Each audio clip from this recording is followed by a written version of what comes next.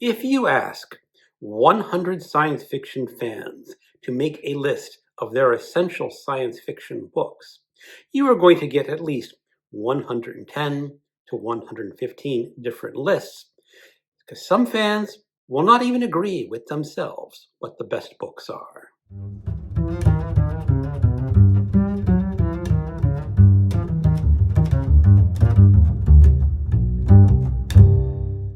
Hello, welcome to my channel, Another Bibliophile Reads. My name is Greg. Today I want to talk about some of the essential science fiction books. My friend BadIsRad admitted that she had not read a lot of science fiction books. So I created a list of the 20 essential science fiction books that I think she should consider reading. Now, are these the best science fiction novels ever written? Maybe not. Are they all great classics? Yes, I think they are. That's why I'm calling this an essential science fiction list. I'm not calling it the best of list. I'm not trying to categorize each book numerically, which one is better than the other, because many different readers are going to have different opinions on how much they think this book is important or how much they like it. So I am just going to present 20 of what I think are essential science fiction books. I'm going to be listing them roughly in publication order because I said I don't believe you can judge one book better than the other, at least in some circumstances. I will also be doing this as a lightning round. I'm not going to go into in-depth discussion on each book. I'm just going to mention the title, the author, the year it was published, a brief description, and maybe a comment on two of why I like it. The War of the Worlds by H.G. Wells, 1898. A classic alien invasion tale that still feels sharp. Martians arrive with terrifying technology, and humanity realizes just how fragile its dominance really is. Fast, vivid, and foundational to modern science fiction. I really enjoy this novel. I think it is second to The Time Machine in my own personal preferences, but for a new science fiction reader, you can't lose with The War of the Worlds. Earth Abides by George R. Stewart, 1949. After a global plague, one survivor watches civilization fade and a new society to begin to form. More reflective than action-driven, it's about rebuilding, adaptation, and what endures after the old world disappears. Yeah, this is a fascinating look at the post-apocalypse. It is probably one of the most realistic post-apocalyptic novels that I have read. There is no dark, evil overlord to overthrow after civilization collapses, because humanity is a thing to overcome in and of itself. Foundation by Isaac Asimov, 1951. A sweeping saga about a scientist who predicts the fall of a galactic empire and sets out to preserve knowledge, big ideas, political intrigue, and the birth of psychohistory, a cornerstone in epic science fiction. I really enjoyed the first book of the Foundation trilogy. That is this book, Foundation. The other books in this trilogy didn't quite hit me as strongly as this one, but this one is truly a foundation in science fiction. The Day of the Triffids by John Wyndham, 1951.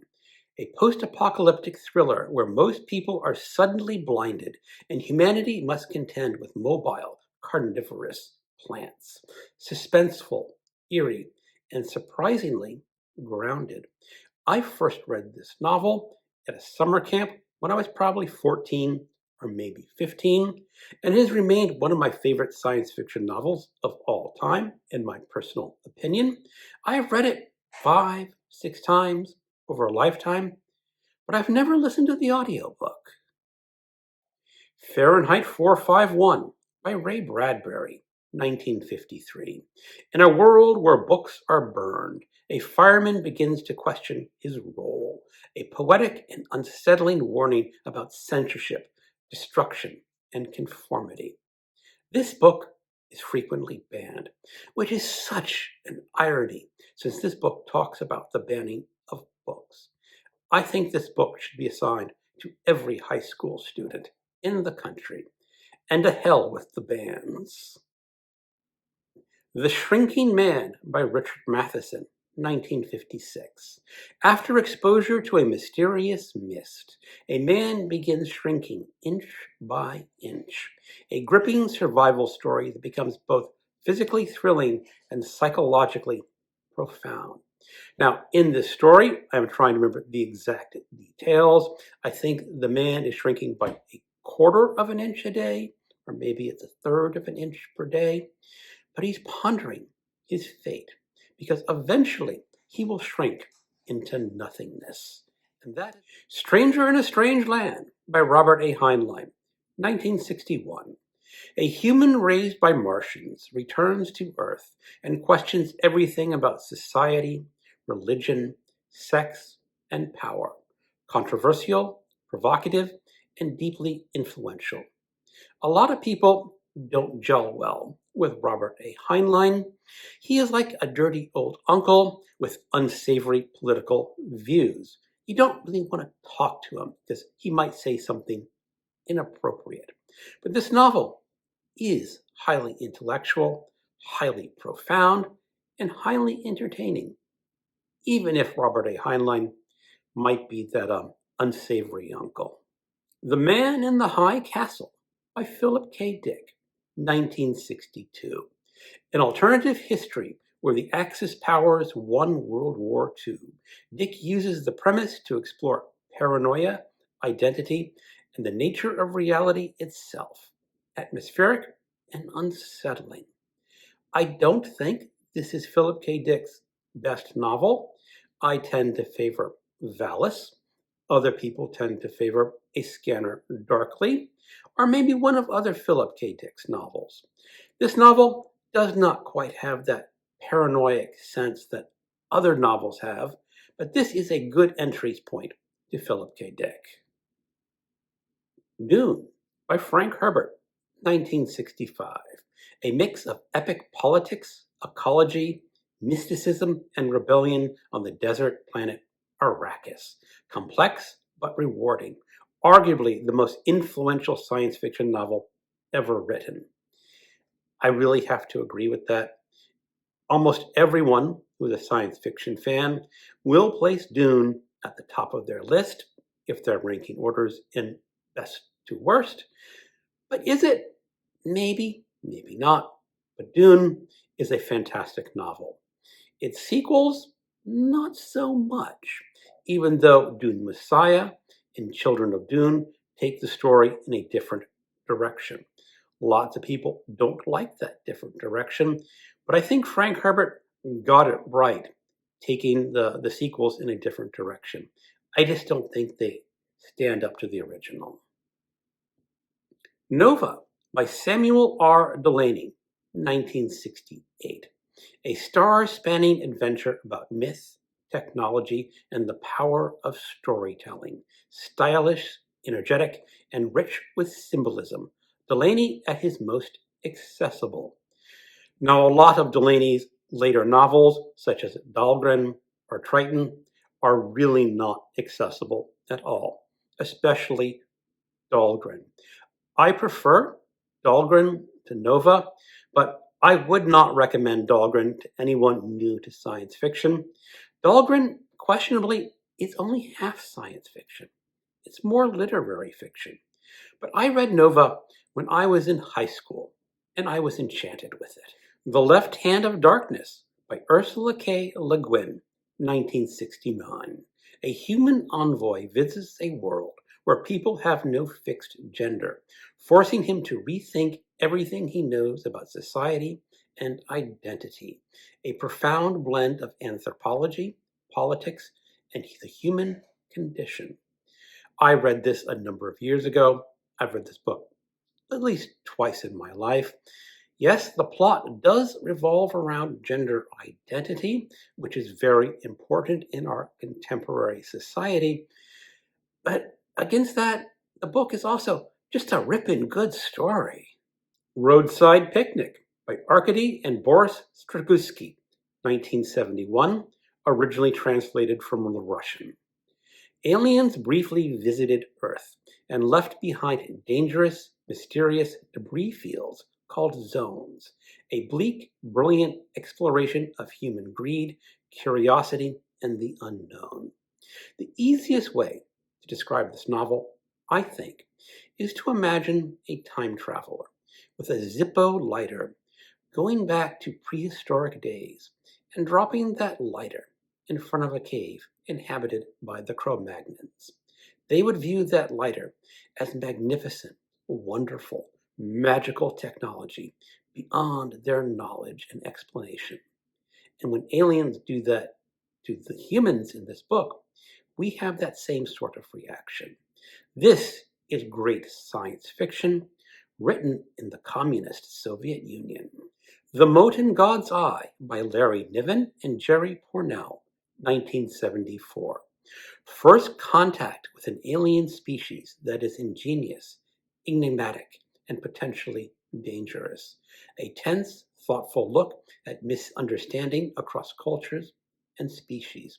I first read this book in high school, and it was considered at that time the height of hard science fiction because the authors wanted to present science in a realistic view and what it would be like to actually encounter an alien species.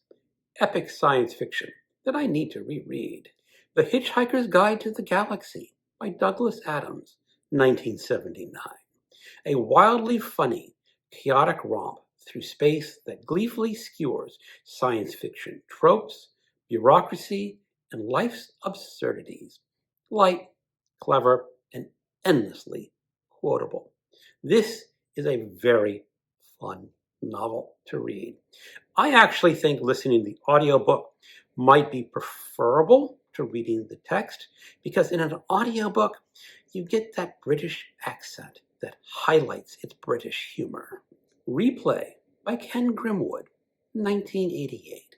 A man repeatedly dies and wakes up earlier in his own life, retaining his memories. A time loop novel that becomes an emotional meditation on choice, regret, and meaning. Think about that. Imagine you're middle aged or a bit older, and you die, and you wake up and you're 21 again. You're at college, and you have all your memories of your life. How would you relive that life? And then when you die again, you wake up again, only you're a few months older. You've missed a few months, or maybe it's a few years later. And this keeps happening until the time span increasingly gets shorter and shorter. A fascinating novel, Hyperion by Dan Simmons, 1989.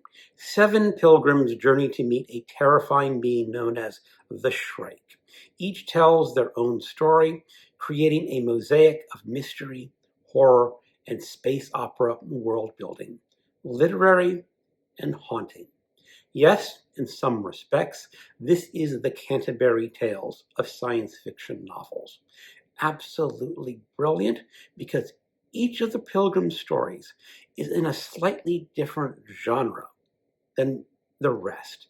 Absolutely fascinating. There is a lot of disagreement about the sequels. There are 3 other sequels. Some people think they are great. Some people think they range from okay to rubbish. I'm in the camp of just okay, but Hyperion is top-notch science fiction. Parable of the Sower by Octavia E. Butler, 1993. In a collapsing near-future America, a young woman with a dangerous empathy-based condition creates a new belief system to survive. Gritty, visionary, and unsettlingly prophetic. When I first read this book, it was in the early aughts, and I liked it well enough, but I did not love it. But now I'm being drawn to this book because it has eerie parallels with our contemporary times and what is happening to the United States of America. Pandora's Star by Peter F. Hamilton, 2004. A galaxy-spanning epic of political intrigue, alien mysteries, and massive world building. Big cast, big scope, and classic space opera thrills. Now, technically, Pandora's Star is only the first half of a novel. It is concluded with Judas Unchained, which makes up the second half of a novel. Pandora's Star just stops in the middle of the story. So you're going to have to read 2 books for this one. But it is, for my money, some of the best space opera that I've ever read. And Morning Light Mountain, what a magnificent alien villain. Spin by Robert Charles Wilson, 2006. One night, the stars disappear, blocked by an inexplicable cosmic barrier. A character-driven exploration of time, friendship, and the fate of humanity. Quiet, but gripping. This is another example of great hard science fiction. Truly thrilling. House of Suns by Alistair Reynolds, 2008. Far future travelers known as the Gitian Line reunite every 200,000 years to find themselves hunted. Elegant space opera that mixes mystery, scale, and emotional depth. This novel truly captures the great span of the galaxy and time. Its characters live for hundreds and hundreds and hundreds of thousands of years. And they are really the clone of one character, but they've grown apart over the 100,000 years that they've lived. I almost chose Revolution Space to represent Alistair Reynolds as a science fiction author. Disagree with me. Children of Time by Adrian Tchaikovsky, 2015. A terraforming experiment goes wrong, giving rise to an intelligent species of spiders that evolve over millennia. An ambitious story about civilization, evolution, and an unlikely coexistence.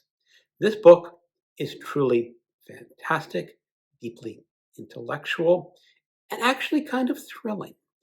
If you have a problem with spiders, well, you may have a problem with this book. But I think Children of Time may count as the best science fiction novel written in the 20th century so far. I know I don't like to qualify best over others, but still, it's still a great book. Okay, those are 20 essential science fiction books. I know I have left some books off. I know I have included some books that other science fiction fans probably would not include. This is why there's a comment section on this video. Disagree with me. Make your own response. What are your essential science fiction books? Let people know. Thank you for watching and keep on reading.